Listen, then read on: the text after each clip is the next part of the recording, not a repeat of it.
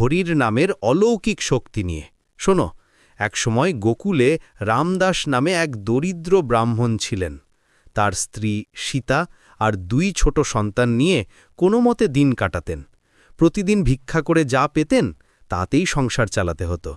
একদিন রামদাস খুব হতাশ হয়ে বসেছিলেন। ঘরে খাবার নেই, বাচ্চারা কাঁদছে। হঠাৎ তার মনে পড়ল তার দাদু সবসময় বলতেন, বিপদে পড়লে হরির নাম নাও।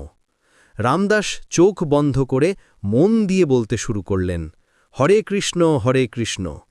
আশ্চর্যের বিষয়, কিছুক্ষণ পরেই দরজায় কড়া নাড়ার শব্দ। এক অপরিচিত ব্যক্তি দাঁড়িয়ে। তিনি বললেন, আমি দূর থেকে এসেছি, আপনার কাছে কিছু খাবার আছে? রামদাস লজ্জিত হয়ে বললেন, মহাশয়, আমার কাছে কিছুই নেই। লোকটি হেসে বললেন, তাহলেই থলিটা নিন, এতে যথেষ্ট চাল ডাল আছে, বলেই অদৃশ্য হয়ে গেলেন। রামদাস বুঝতে পারলেন এ কোনো সাধারণ ব্যাপার নয়। তিনি আরও মনোযোগ দিয়ে হরির নাম জপ করতে শুরু করলেন। দিন যেতে লাগল আর অলৌকিক ঘটনা ঘটতে লাগল। কখনো কেউ কাজ দিয়ে যেতেন, কখনো দান করতেন। রামদাসের মন পরিবর্তন হতে শুরু করল। তিনি আর শুধু নিজের কথা ভাবতেন না, অন্যদের সেবা করার কথা ভাবতেন। একদিন গ্রামে মহামারী দেখা দিল।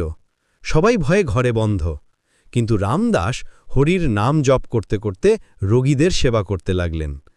আশ্চর্যভাবে তার স্পর্শে অনেকেই সুস্থ হয়ে উঠলেন। গ্রামবাসীরা বুঝতে পারলেন হরির নামের মধ্যে কি অসীম শক্তি লুকিয়ে আছে।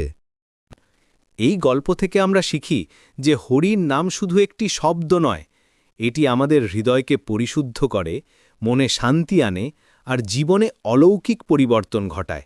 রামদাসের মতো আমরাও যদি সত্যিকারের ভক্তিভাবে হরির নাম করি, তাহলে আমাদের জীবনেও এমন অসাধারণ পরিবর্তন আসতে পারে।